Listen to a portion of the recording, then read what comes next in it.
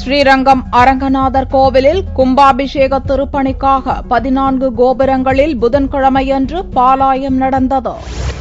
108 திவ்ய தேசங்களில் முதன்மையானதாகவும் பூலோக வைகுண்டம் என்று அழைக்கப்படும் திருச்சி ஸ்ரீரங்கம் நாதர் கோவிலில் கடந்த 2001ஆம் ஆண்டு கும்பாபிஷேகம் நடைபெற்றது. அதைத் தொடர்ந்து ஆகம நெறிப்படி 12 ஆண்டுகள் கழித்து நடப்பாண்டு கும்பாபிஷேக திருப்பணிகள் கடந்த மாதம் 5ஆம் தேதி துவங்கியது. திருப்பணிக்காக தமிழக அரசு 10 கோடியே 45 லட்சம் ரூபாய் நிதி ஒதுக்கீடு செய்துள்ளது. முதல் கட்டமாக ரங்கா கோபுரம், வெள்ளை கோபுரம் உட்பட 7 கோபுரங்களில் பாலாலயம் செய்யப்பட்டு கடந்த 29ஆம் தேதி திருப்பணிகள் துவங்கியது. இதைத் தொடர்ந்து புதன்கிழமையன்று மீதமுள்ள 14 கோபுரங்களுக்கு பாலாலயம் செய்யப்பட்டது. முன்னதாக பட்டாச்சாரியார்களால் ஆரிய பட்டாள் சன்னதியிலிருந்து மேளதாளங்கள் முழங்க வெள்ளிக் குடங்களில் தீர்த்தம் கொண்டுவரப்பட்டது. பின்னர் வேத மந்திரங்கள் முழங்க பாலாலயம் நடத்தப்பட்டு திருப்பணிக்காக கோபுரங்களில் சாரம் அமைக்கப்பட்டது.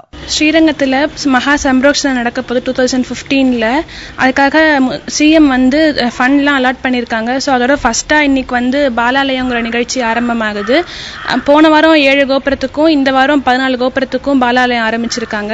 அரங்கநாதர் கோவிலில் திருப்பணிகளில் முதல்வர் ஜெயலலிதா அக்கறை செலுத்துவதால் பணிகள் துரிதமாக நடந்து விரைவில் கும்பாபிஷேகம் நடக்கும் என்று பக்தர்கள் எதிர்நோக்கியுள்ளனர்.